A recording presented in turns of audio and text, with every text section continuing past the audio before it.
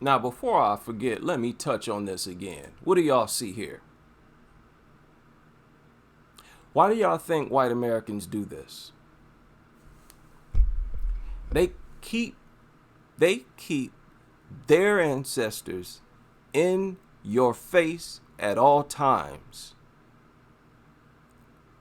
They put their ancestors on money. They name structures and monuments after them.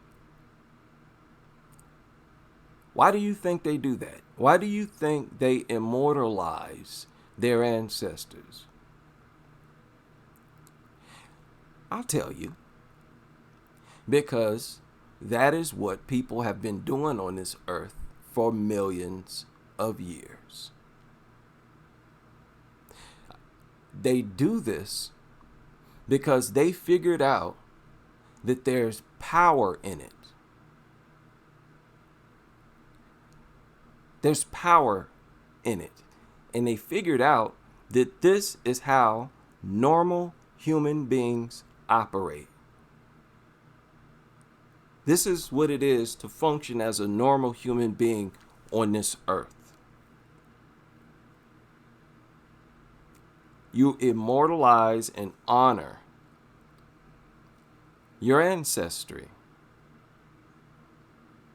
Now, when it comes to blacks, they have a long history of actually communicating. Blacks have a history of taking it a step further than that. They not only erected monuments and stuff like that in honor of their ancestors, they would connect with their spirits. Now, the problem is that this was going on for millions of years.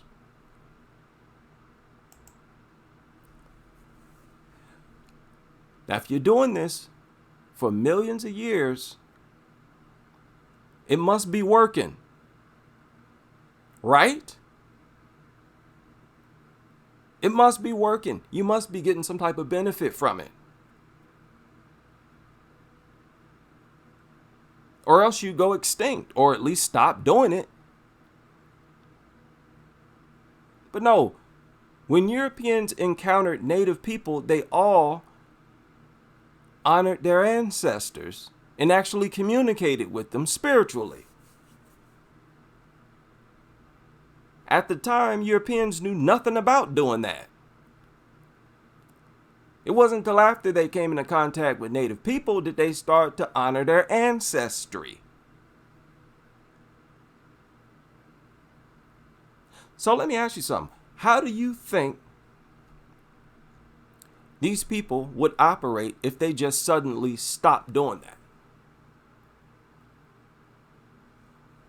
They no longer acknowledge their ancestry, don't communicate with them or nothing. Instead, who are they motivated by today? If it's not the spirits of their ancestors, like it has been for millions of years, who motivates them today? I'll tell you who. Meg the Stallion. Right? Ice Spice. Rappers and R&B singers. Those are their idols.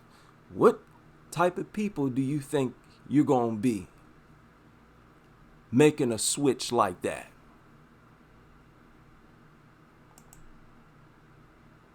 So you see, I think it's important to honor your ancestry. And a lot of black men, I think that's part of black male culture, no matter what. You're going to find them.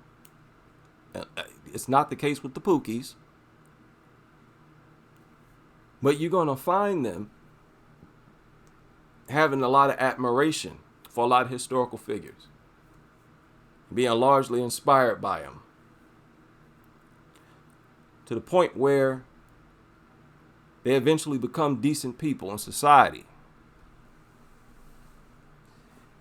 Is it a culture for Keisha to admire someone actually honorable? If so, who?